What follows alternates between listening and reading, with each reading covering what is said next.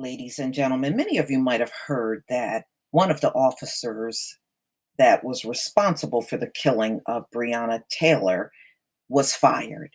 And, I had a problem with just one officer when there were three involved, but it gets even worse. This officer, Brett Hankison, was fired, and he is allowed to appeal his firing within the next 10 days. Now, how many of us that have jobs, regular jobs, even whether you have one now or in the past, if you were fired, how many people had the opportunity to appeal your firing?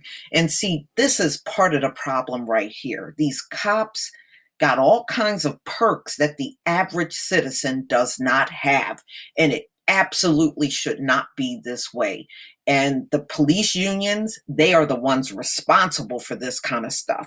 And this is why there are so many bad cops out here that police forces cannot get rid of. It's the union that's causing all of the problems and the headaches when it comes down to these cops. Now, remember, these are the same cops that turned in a blank police report on the shooting.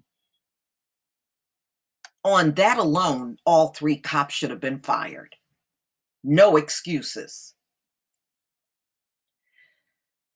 So, ladies and gentlemen, this came out June 23rd, 2020 in the Courier Journal. Officer Brett Hankison, fired from LMPD in Breonna Taylor's shooting, has 10 days to appeal. This man should be in jail. In fact, all three officers should be in jail. This is a bunch of BS here. Officer Brett Hankison has been fired effective June 23rd for his role in the shooting death of Breonna Taylor. Louisville Metro Police announced in a letter. Interim Chief Robert Schroeder wrote that after Tuesday predetermination hearing, Schroeder decided to proceed and terminate Hankison. Schroeder notes that Hankison may appeal the decision to the Police Merit Board in writing within 10 days. I'm sorry. Once he's fired, that should be the end. And what they also need to do is start taking their peace license away from them so that they can't go to another county or go a town over and get hired. That has been very problematic when these cops are fired. It's another good small step. I don't call it a good step at all. Okay. And this is what Breonna Taylor's family attorney was saying. I don't think it is a good positive step at all. We won't be satisfied until rightful charges are brought against him, until charges are brought against everyone responsible for Breonna's death. A spokesman for LMPD declined to comment further, citing state law.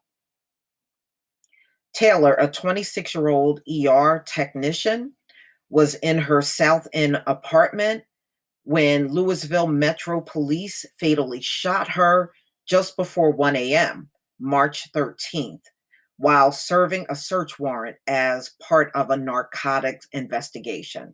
Court records show the police obtained a warrant with a no-knock provision for Taylor's apartment signed by Circuit Judge Mary Shaw. And they actually lied to this judge in order to get the no-knock warrant. They even lied to the judge.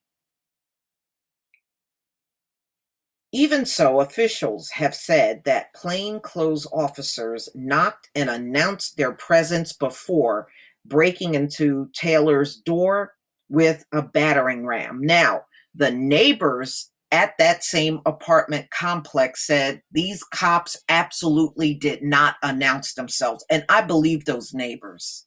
I do. Why would I believe police officers that turned in a blank police report? I wouldn't believe nothing they said.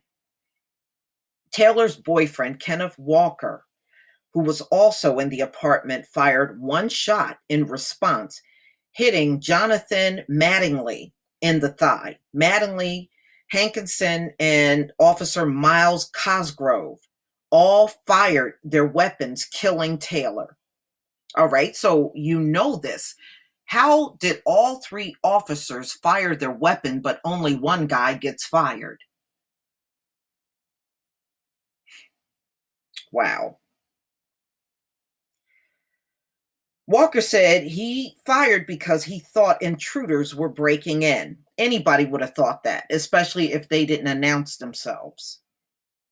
He and neighbors have said they never heard police announce themselves before entering, according to his attorney and lawyers for Taylor's family. Mattingly and Cosgrove remain on administrative reassignment.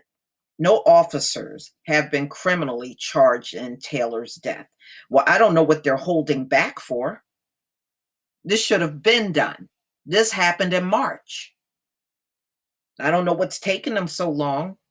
Schroeder's Tuesday letter to Hankison's reiterated the allegations made against him in his predetermination letter Friday. Hankison showed extreme indifference to the value of human life, and use of deadly force was improper because he failed to verify it was directed against someone who posed an immediate threat. Schroeder accuses Hankison of blindly firing 10 rounds into Taylor's apartment, and the next one in the next door. So remember, her neighbors, their apartment was also shot up, the neighbor that lived right above her. So they had to shoot from the outside and inside that apartment building. And the neighbor above her had a child in there, and they were pregnant. So it was very reckless on his part and the other cops. I find your conduct a shock to the conscience, Schroeder repeated. I am alarmed and stunned you use deadly force in this faction. Quoting from the Police Merit Board rules, Schroeder notes that any appeal from Hankison is due in writing within 10 days and must include a statement of the grounds for appeal. The board will schedule a public hearing to review the chief's move to terminate Hankison, considering whether it was unjustified or unsupported by proper evidence. It will only consider evidence presented in the public hearing.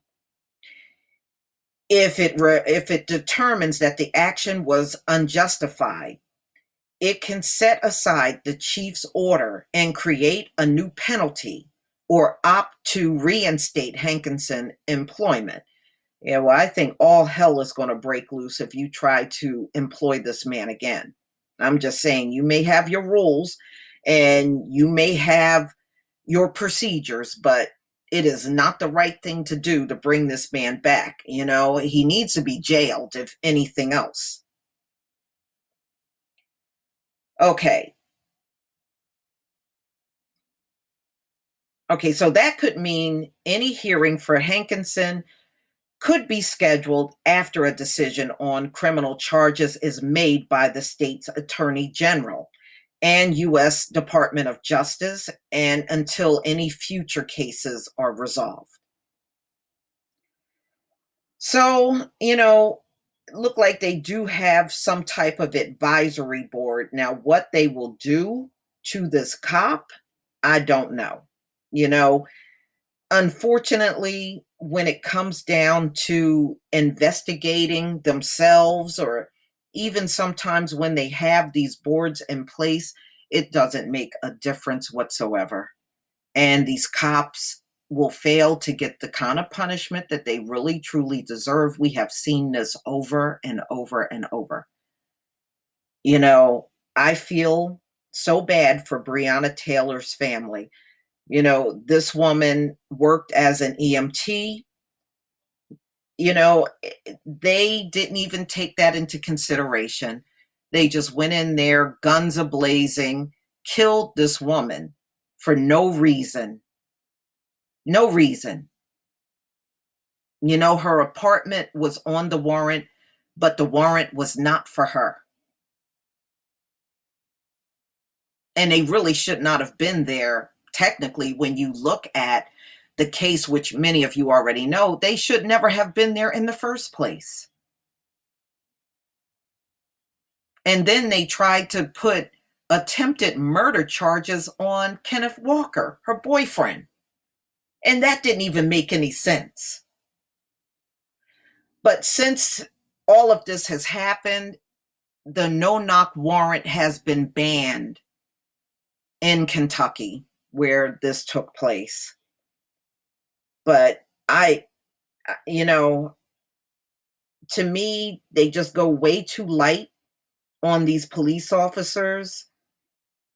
And if you don't have the public outcry, or if we don't try to bring attention to these cases online, many of these cops would just walk away with no repercussion. But y'all, please tell me what you think. Wow. There is no reason why Breonna Taylor is not here. No good, legitimate reason at all. Please leave your comment and subscribe. Don't forget to hit on the notification bell, and I'll see you on the next video. Peace, family.